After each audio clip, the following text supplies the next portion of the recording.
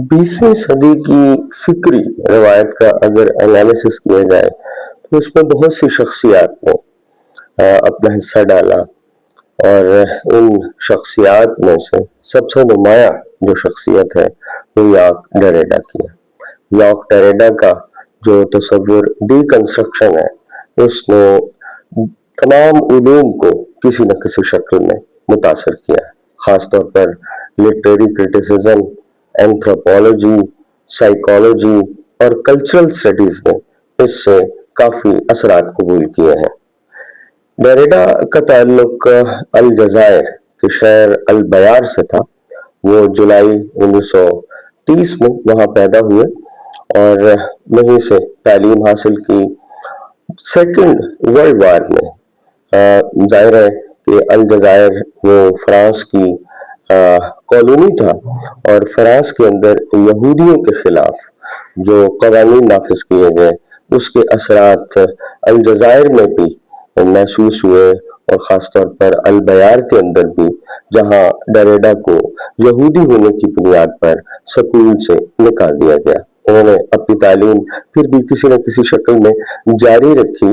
और आगे चलकर जब उसने डीकंस्ट्रक्शन का तस्वुर दिया और इल्मी सतह पर किताबें लिखी तो उसकी जो फिक्र है उसमें ताकत, मरकजियत, इक़्तिदार और इख्तियार और आइडेंटिटी के जो मसाइल हैं उस ज़िम्न में उनके बचपन के इन तजर्बात को किसी सूरत भी फरामोश नहीं किया जा सकता।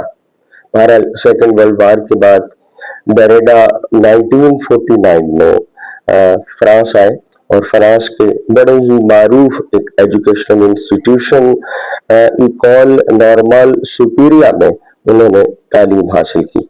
यहाँ पर उन्होंने सिगमंड फ्राइड और Ferdinand de Saussure, Martin Heidegger, Friedrich Nietzsche और इसके साथ साथ फिनोमेनोलॉजी के बहुत ही मारूफ मुफक्किर एडमंड हसल के नजरियात को करीब से पढ़ा। फिलॉसफी से और हिस्ट्री और कानून से वाकफियत हासिल करने के साथ साथ उन्होंने पढ़ाना भी शुरू कर दिया और मुख्तलिफ जगहों पर उन्होंने तदरीसी फ़राइज़ अंजाम दिए। लेकिन डेरेडा की ज़िंदगी का जो 1967 का साल है वो इंतहाई अहमियत का हामिल है। वो इस सिलसिले में कि इस साल उनकी 3 बड़ी अहम कुतब शाया हुई, जिसमें of grammatology, speech and phenomena, writing and difference. इन कुतुब के जरिए उनके तसव्वुरात जो थे उससे लोग जो थे उन्हें पता चला। लेकिन डेरेडा की जो फिक्र है वो पूरी दुनिया में उनके तराजम के जरिए फैली और उनको सबसे पहले तर्जमा किया गायत्री स्पाइविक चक्रवर्ती ने।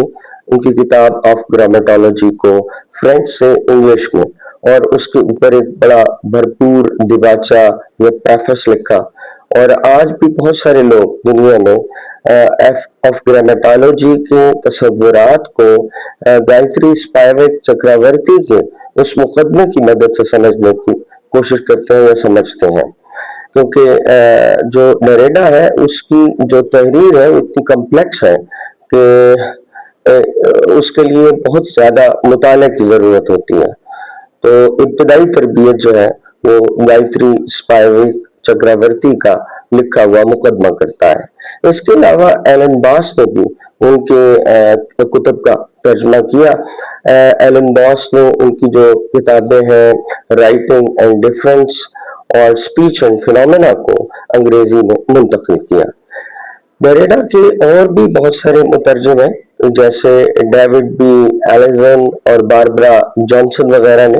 बारबरा जॉनसन ने उनकी किताब जो समिनेशन है उसको ट्रांसलेट किया और बहुत सारे जो उनके तस्वुरात हैं लिटरेरी थ्योरी में उन्होंने इस्तेमाल किए।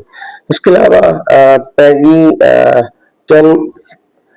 केनेफ का एक नाम बहुत अहम है। انہوں نے بھی ڈیریڈا کی مضامین کو، خاص طور پر ان کی جو فلسفیانہ مضامین ہیں، ان کو ٹرانسلیٹ کر کے دنیا تک پہنچایا ہے۔